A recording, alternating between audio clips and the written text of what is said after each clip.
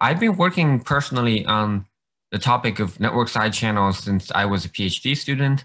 It is probably the longest and the most enjoyable thread of research, so far. But before I get started on network side channels, I want to briefly introduce my research philosophy. So I view security research as, basically as a process of understanding how bad guys can take advantage of man-made rules. And think about our tax laws, which are complex and no doubt man-made rules. It's inherently adversarial, as most of us want to pay less taxes, and the government, well, wants us to pay a fair share amount of taxes. Unfortunately, when these man-made rules get overly complex, loopholes arise and tax evasion occurs. And similarly, even in video games, you can have loopholes. In fact, there are many of them. Let's just take a look at my favorite game called StarCraft, which allows players to build and control units on the map and maneuver them in real time. So in this video, the camera shows a player's unit trying to get past through some terrain, which is blocked off by enemy buildings. Nevertheless, it's able to get past through it, because of a loophole, which we'll see in a second. So, as you can see, the unit somehow get passed right through. And the way that it does this is by building building a structure of its own so that there would basically leave no space for the unit to stay. And therefore, the game has introduced a mechanism that allows the unit to enter this floating mode, which basically allows the unit to get passed through almost anything. And interestingly, this now has become a feature for professional players, and they actually take advantage of this regularly.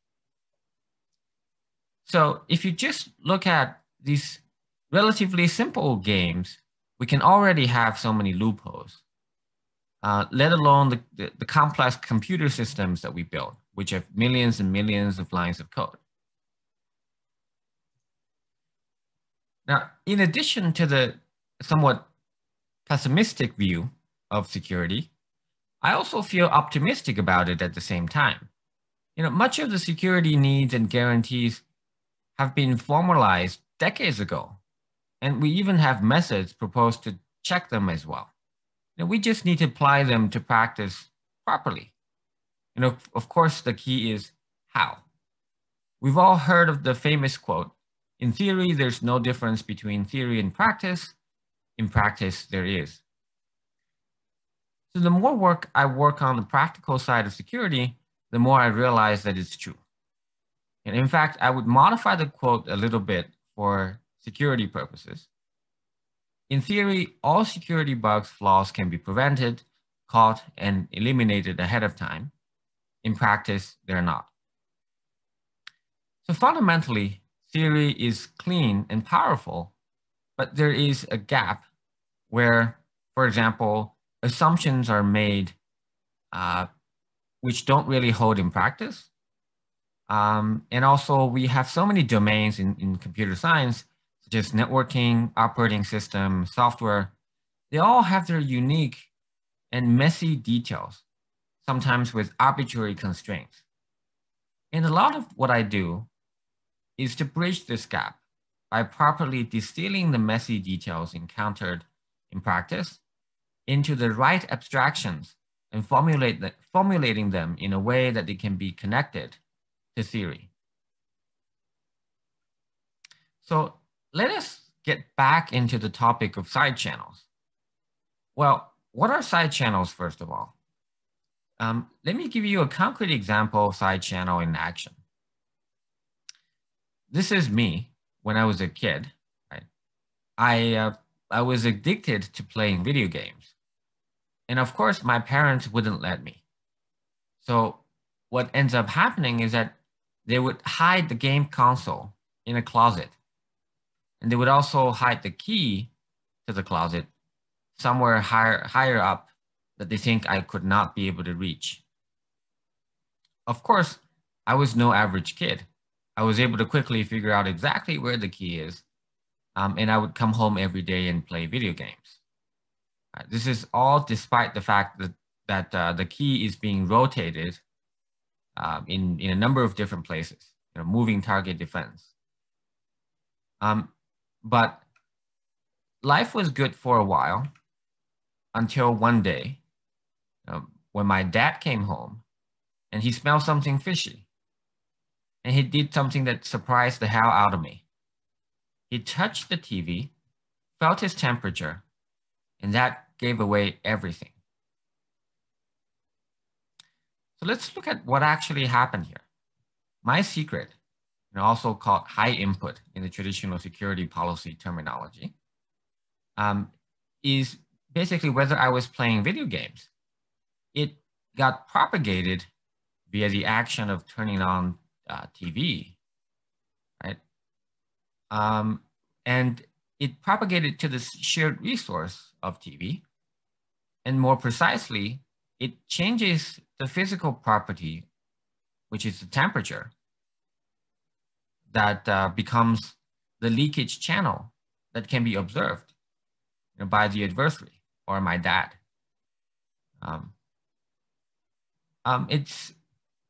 It's worth noting that oftentimes the key to discover and analyze side channels is to focus on the shared resources instead of the leakage channels. And in theory, I want to say that this is a very general model that applies to almost any side channel problem.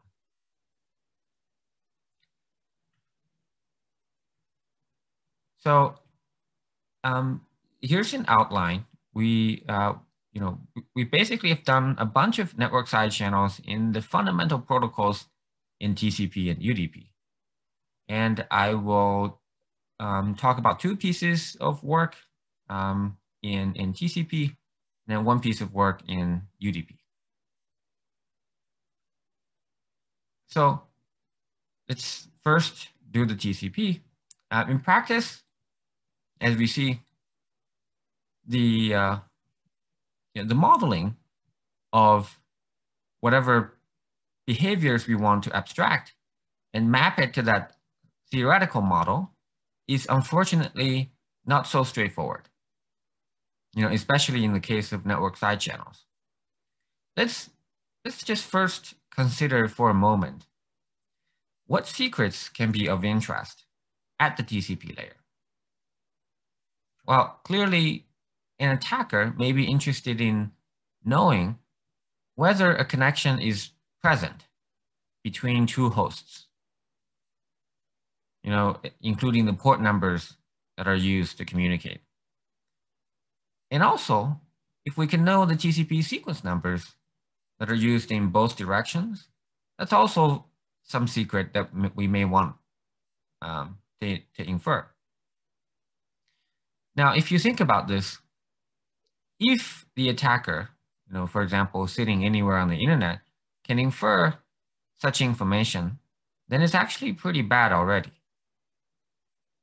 For example, if I know your IP address, I can constantly check whether you're talking to this website or that website.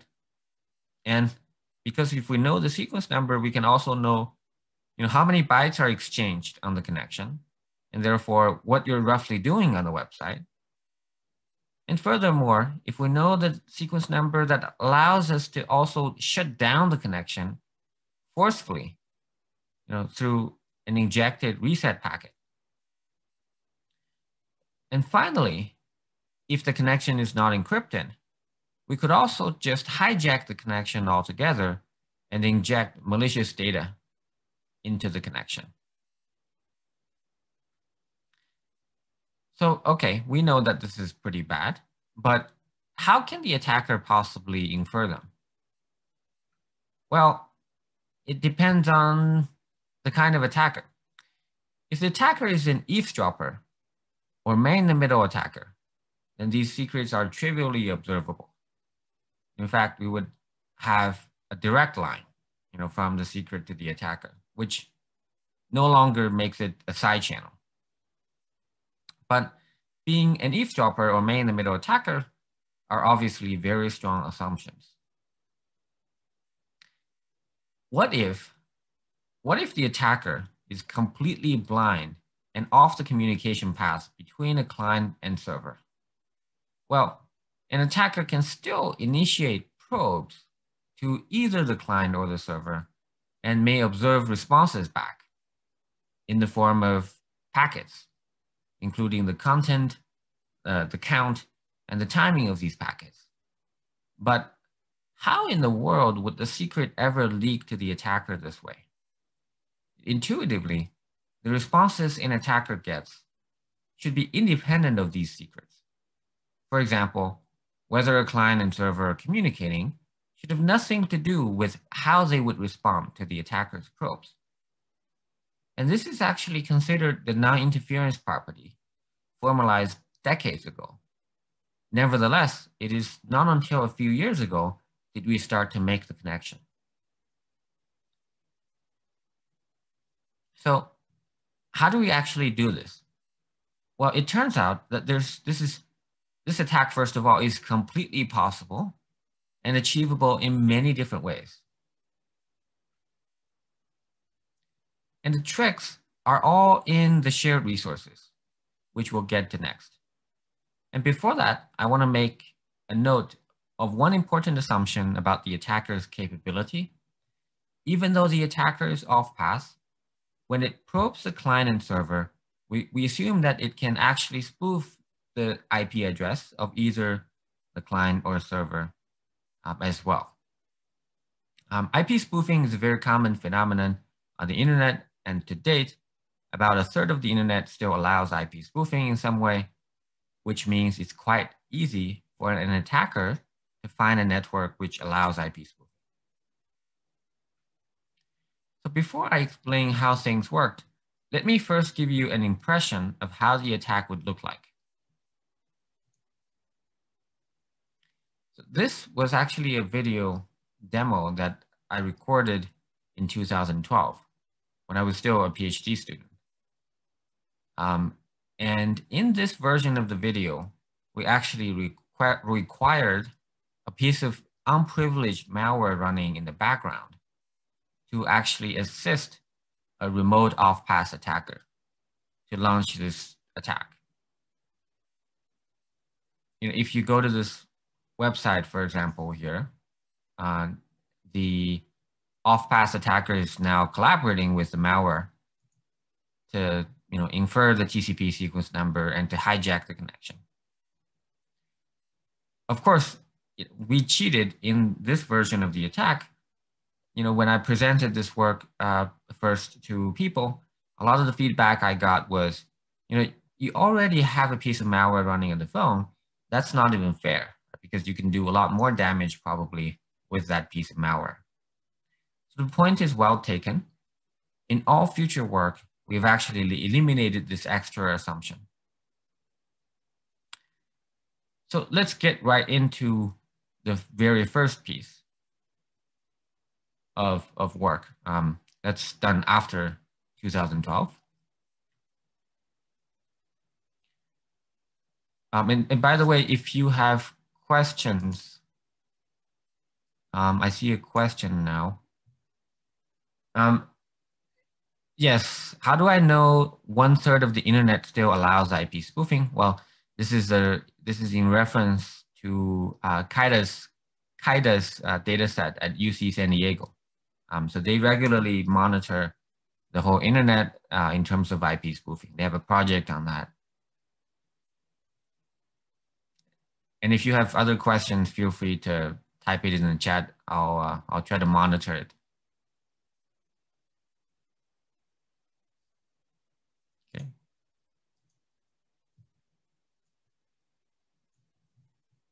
So in this case, in this first piece of work, what is the trick?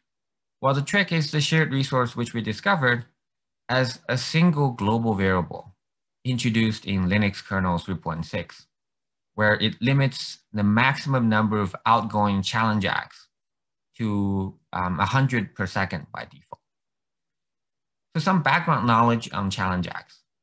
Ironically, this type of packet is introduced as some kind of security defense, which actually leads to a much bigger problem than what it fixed. So here's an example how it might work. So let us say you and I already have an ongoing connection.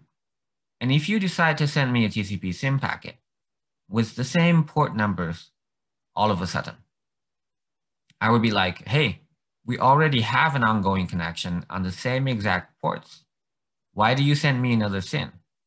I would generate a challenge ACK and send it back to you to confirm if the SYN is indeed generated by you and not by some attacker.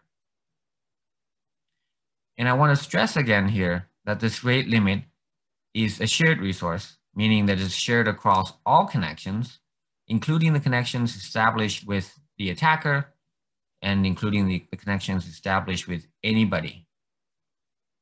So for example, if an attacker uses its own connection with the server and try to solicit 100 challenge acts in a second, and then the limit is basically drained such that the server would not be able to respond with any other challenge acts in that same second. So here's how we can take advantage of this side channel. It's actually quite straightforward. All the attacker has to do is to first send a spoofed SYN packet, pretending that the packet comes from the client, and it needs to guess the source port of a connection between the client and server. Typically the port number on the server side is well known. So if the attacker actually made a correct guess, meaning that the 4 tuples match the ones of the ongoing connection, then the server would be like, hey, we already have an ongoing connection on the same exact port numbers. Why are you sending me another SYN? And therefore, it would generate a challenge ACK packet. But note that because the SYN packet was spoofed, this challenge ACK is actually going to the client instead of the attacker. So to the off-pass attacker, basically, we still don't know what actually happened. But can we know? Well, remember we had that shared resource. So all the attacker has to do now is, again, using its own connection to try and solicit 100 challenge acts to itself. In this case, however, because the server has sent 1 challenge ACK already, the attacker would basically get only 99 challenge acts back, right? Because 99 plus 1 is 100.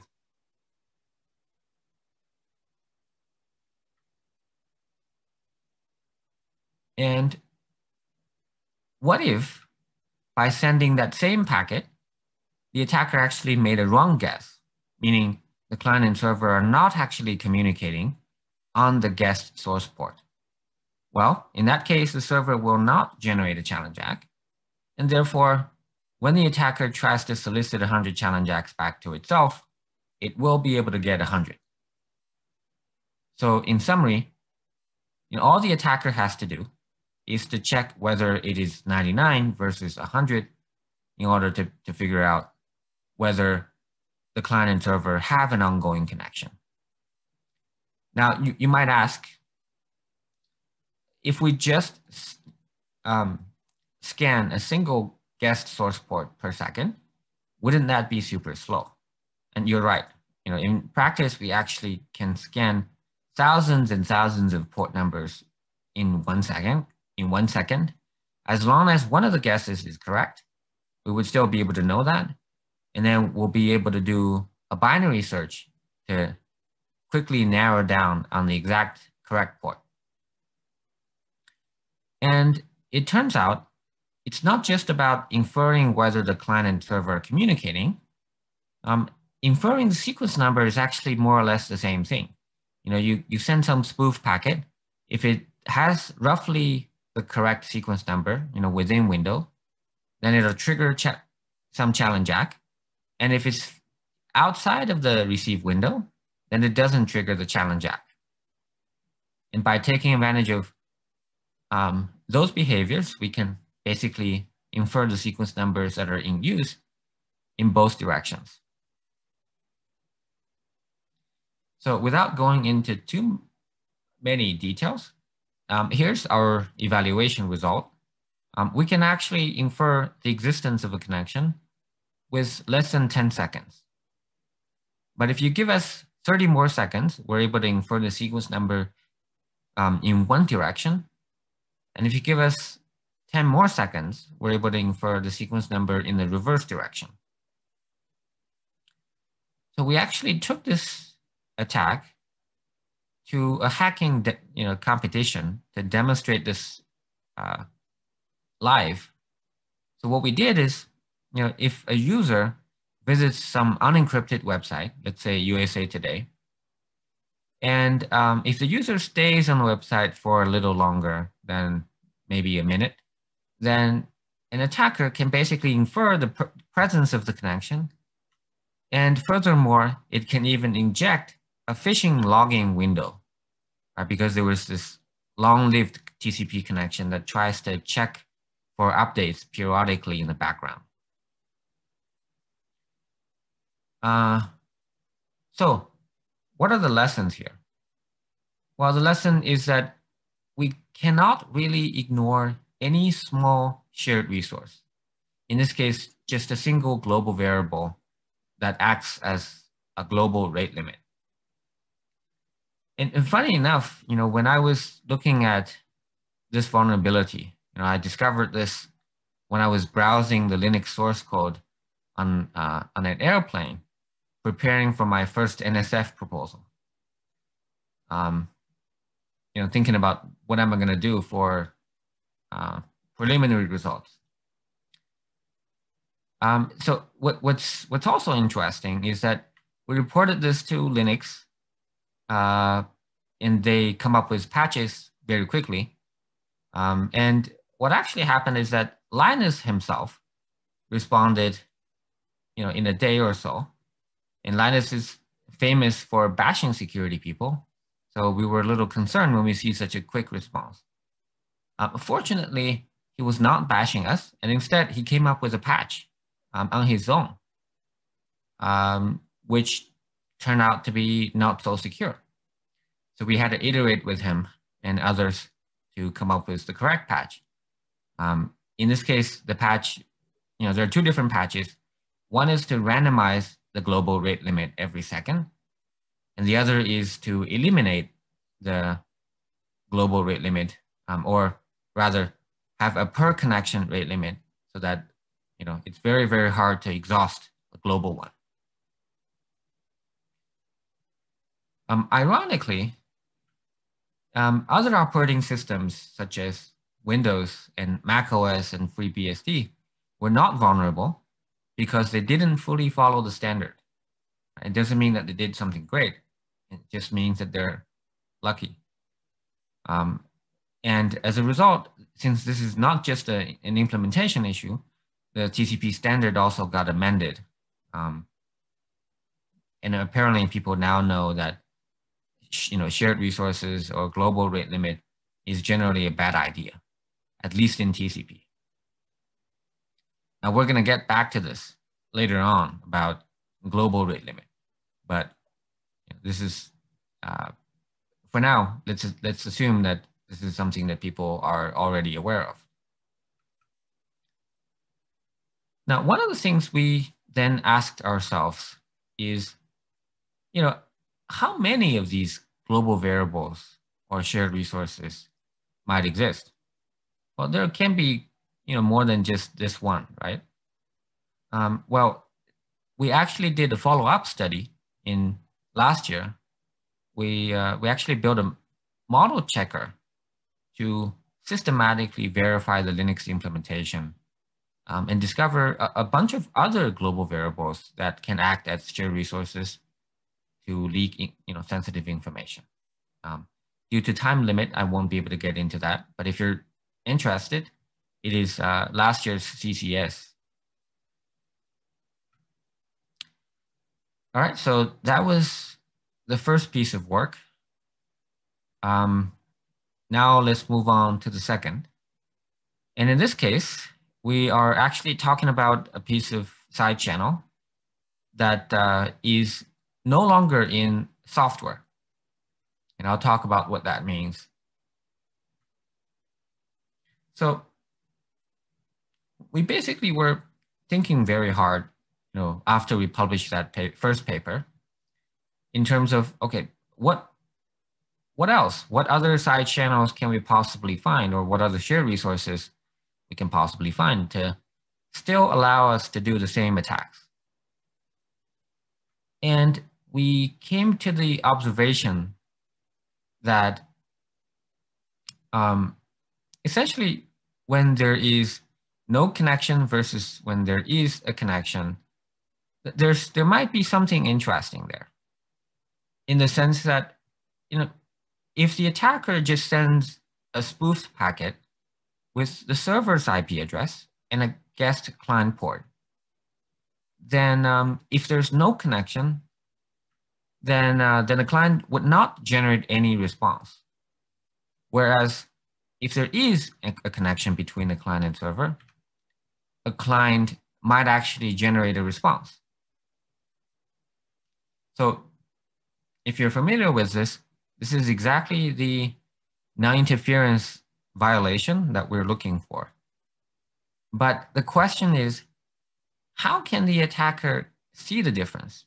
Because again, even if the spoofed packet triggered some response, the response goes back to the server, not to the attacker, right? So we need some way to indirectly infer that. So here's how this works. We actually discovered that in all generation of wireless networks or Wi-Fi networks, they are inherently half duplex by design. And what I mean by that is, if there are packets being transmitted in both directions at the same time, well, they're going to actually cause interference. So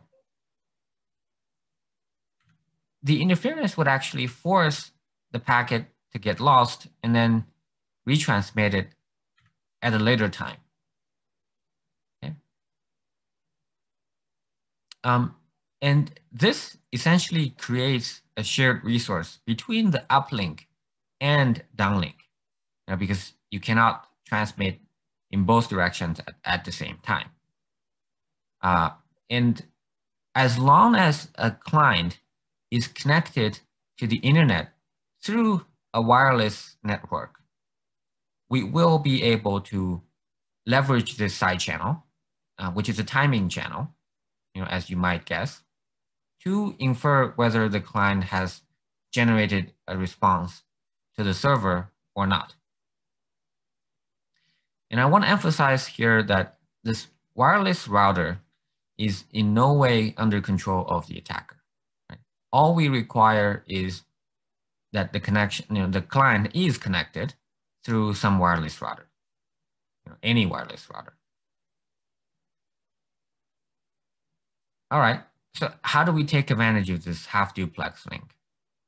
Well, the attacker needs to send two types of packets. Right? One is what we call the probes, meaning the attacker would be able to send spoofed packets, guessing a source port on the client. And the other is the query packets. And these are non-spoofed packets, which basically are used to measure the RTT. So all the attacker has to do is to send some probe packets followed by the query. And in the first case, because the probes, let's say, made an incorrect guess, which means the client did not send any responses to the probes.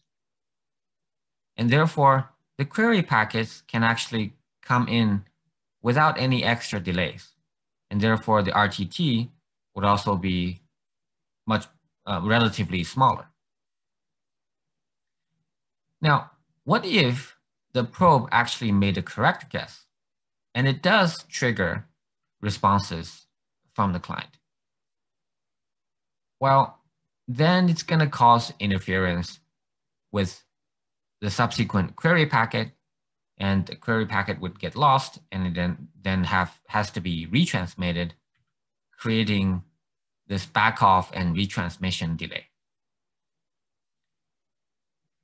And it turns out that if you send, for example, 20 or 30 probe packets, it's actually going to cause enough interferences, right? Enough packets going in the uplink direction, right, which would interfere with the query packet, such that it's, the delay difference is actually 5 milliseconds long. Right? This is big enough to be measurable even in a wide area network, if you can repeat the experiment multiple times. So, yeah, so the RTT in this case would be a lot bigger. All right, so I wanted to show you a demo in terms of how exactly we took advantage of it. In this demo, there's this assumption where the user is somehow first tricked into a malicious website. And the reason we want to do that is if the client is behind a NAT, which is commonly the case, then it's hard to actually make a legitimate connection to the client and be able to measure RTT. And that's the only reason why we required the user to first connect to the attacker website. But while the user is in the attacker's website, we can establish a connection secretly in the background, let's say to a banking website, which obviously doesn't use HTTPS. And during that period, this period, an attacker can also infer the TCP sequence number and try to inject a fake response. And all of that happened, transparently to the user. But now, if we go to this banking website, which we don't even know earlier, you can see that there's this little login window in the beginning that's injected here. And if you enter the username and password, again, it's going to be sent to our malicious server. And the remaining of the video is just to show that, if you basically disable the cache or clear the cache in the web browser, then you'll be able to see the correct result,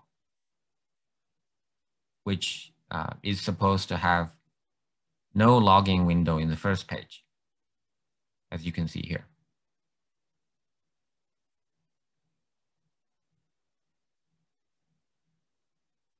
All right, so I guess let me take a look at the time.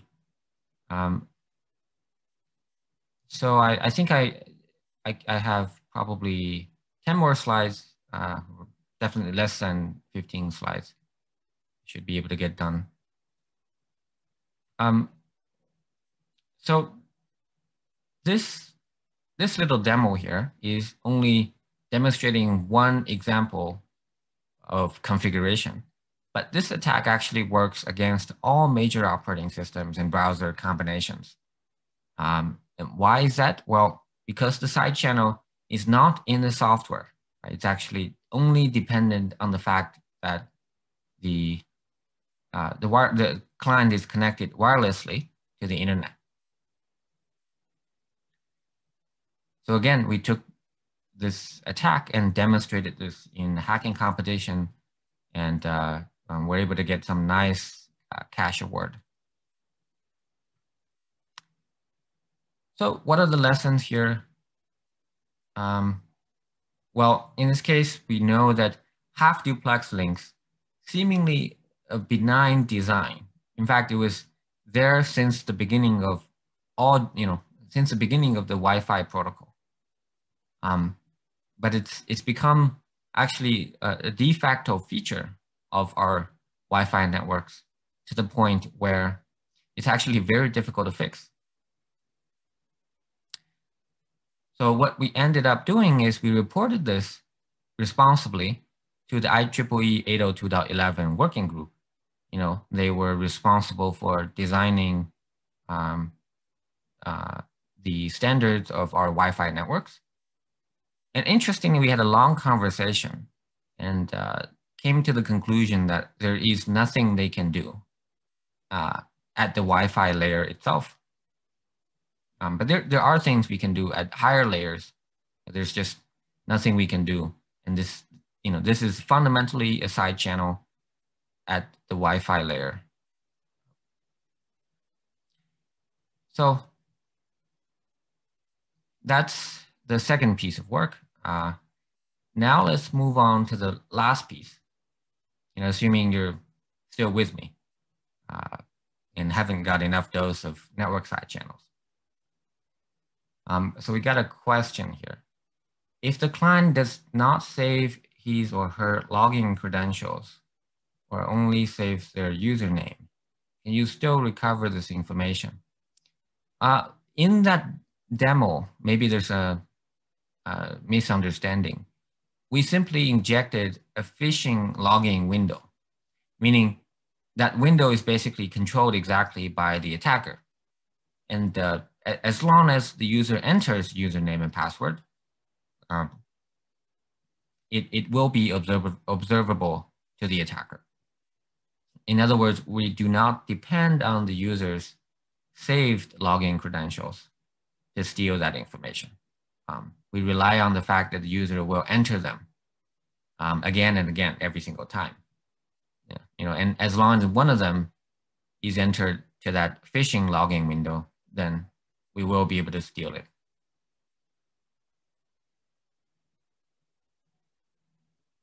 Okay. All right, so this is our latest generation of network side channels, and it's probably the most damaging network side channel I've ever found in my career, which is probably the reason why we received the Distinguished Paper Award. So we've talked about TCP, but in UDP, is there anything similar? Well, let's first think about what secrets are dangerous here that an attacker might want to infer. Well, I mean, this is very similar to TCP. We just wanted to, first of all, understand whether an attacker can infer the presence of a UDP session, whether a client and server are sending UDP packets back and forth, on certain UDP ports. Now, this might look like something not so dangerous, but there are actually critical application layer protocols whose security depends on the confidentiality of this secret.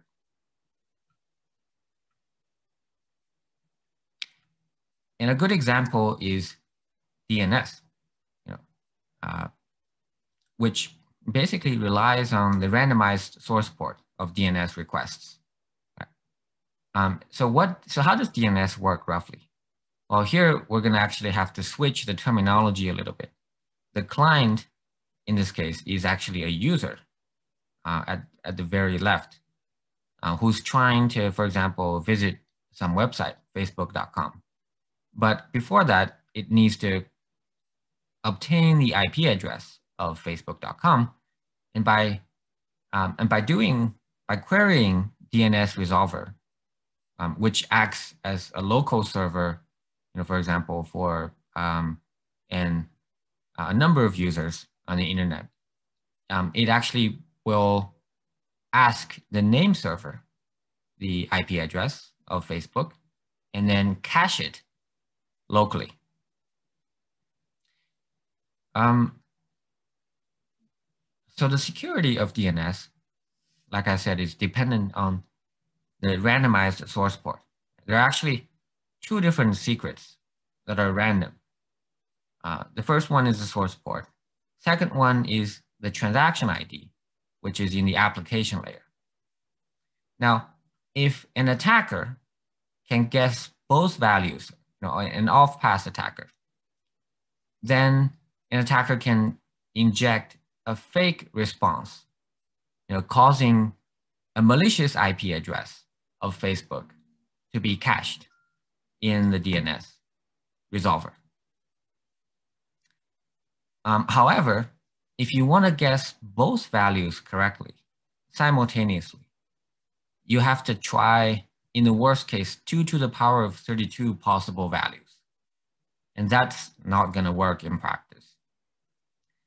However, with the side channel that we discover, you can infer the port number and then simply brute force the 16-bit transaction IDs, which is only about 64K possible values, a lot more feasible.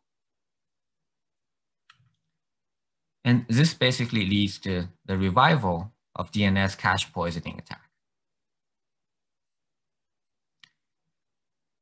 So again, the setup is pretty much the same as before in TCP. Now we just need to figure out the missing pieces of the shared resources. So what do we have here? What's the trick? Well, it turns out that there's, again, this notion of global rate limit. In this case, it is on the ICMP packets. And that's, again, shared across all destinations. We no longer have the concept of connections, but we do have the concept of destinations. And the default value of this outgoing ICMP global rate limit is 1,000 per second. And that means if the attacker sends 1,000 UDP probes, let's say to a DNS resolver, and it'll be able to solicit 1,000 ICMP port unreachable messages, and therefore draining the global rate limit, indicating that the resolver is no longer able to send any ICMP port unreachable message in that same second. Note here that this global rate limit is not really on any ICMP packets. It's actually only on a selected set of ICMP packets, including port unreachable. Luckily, it doesn't include the ICMP echo, which is which is used to implement ping. That means we will not have such a high noise in practice. So how do we actually take advantage of this global rate limit? Well, it's actually very similar to TCP. All the attacker has to do is to send one spoofed UDP packet with the client's IP address, with the server's IP address, I should correct, and a guessed source port. And if this is the wrong guess, meaning it hits a closed port, then it'll obviously trigger the ICMP port unreachable message to the name server. Of course, this ICMP message, again, is sent to the name server, not to the off-pass attacker. But the attacker can indirectly infer that by try and solicit again 1,000 ICMP port unreachable messages. But in this case, it's going to be able to get only 999, which means the attacker can infer that the spoofed UDP packet actually did trigger one ICMP.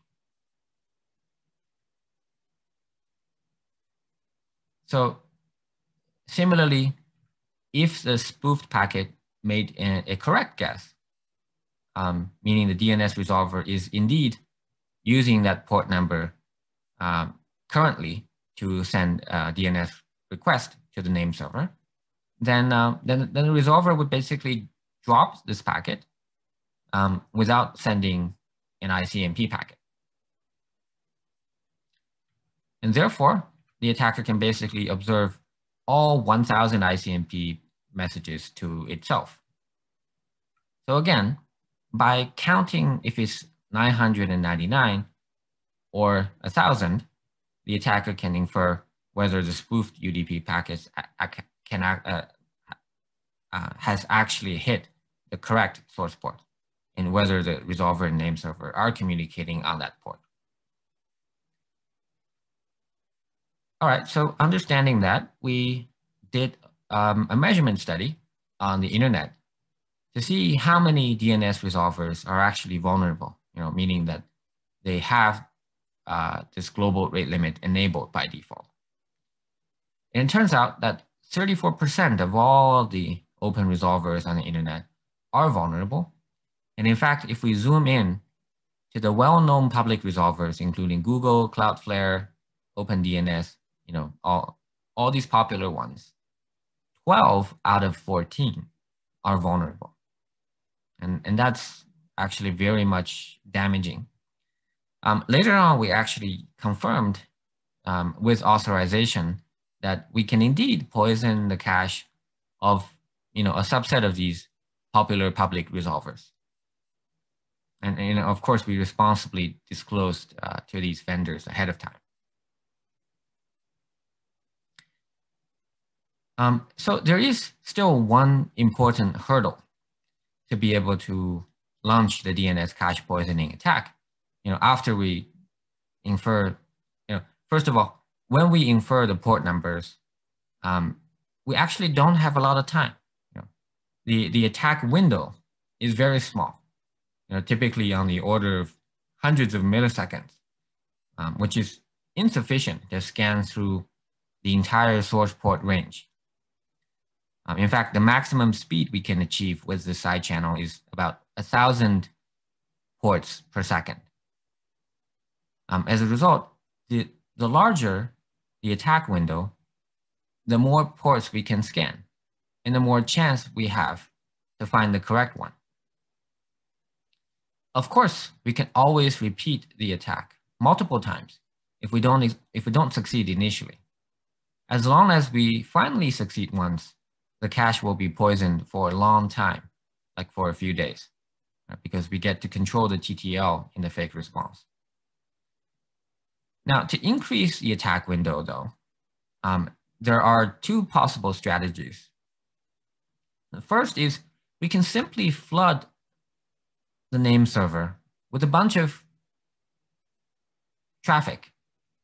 In fact, we found a bind name server can be easily overwhelmed if we just flood some random queries at less than 100,000 packets per second, which is actually easily doable by a real-world attacker.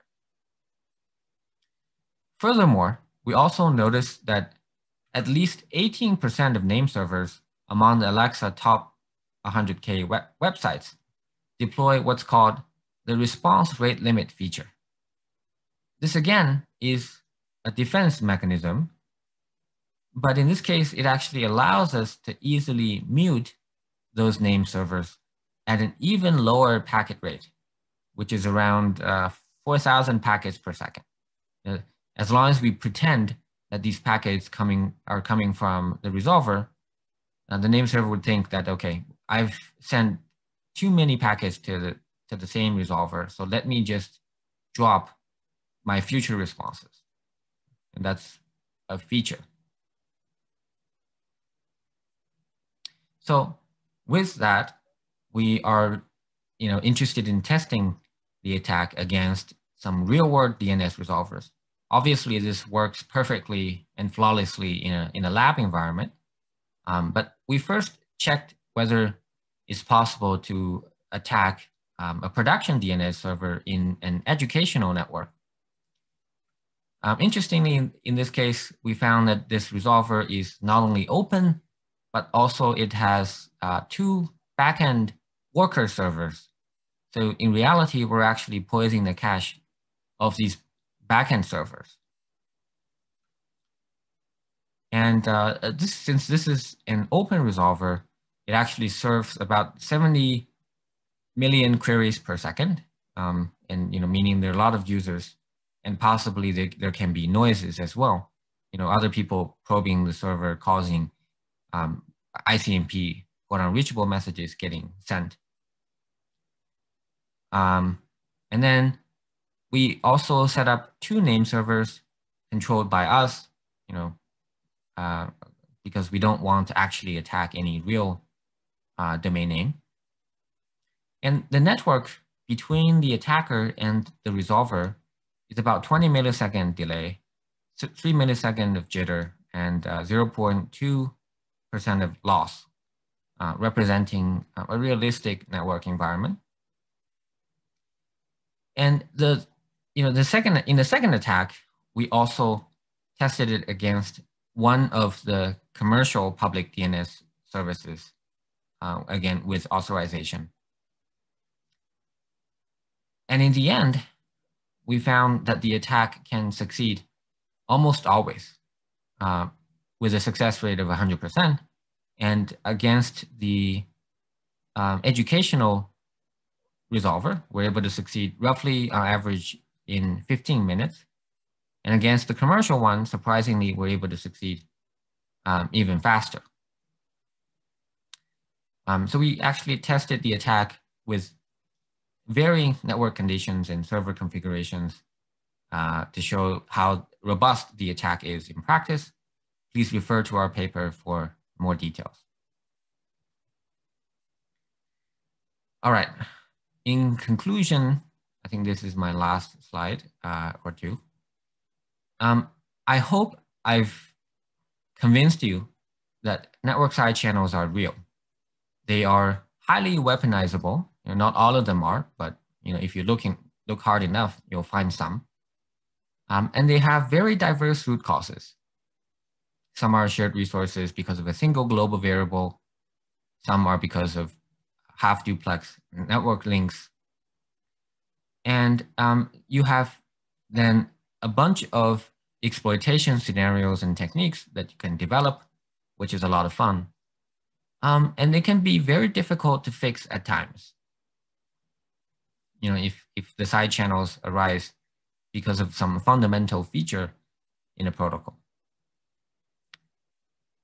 And in the future, we are interested in developing better tools to analyze side channels and to discover them. We've done that in last year's CCS for TCP, but we can possibly extend it to other protocols. And I'm also interested in the side channel free protocol by design direction, perhaps with some minimum effort by the developers. We can annotate certain things and eliminate or minimize the amount of shared resources, at least in the software. So with that, I want to thank you for your time, and I'll be happy to talk a little more if you have questions.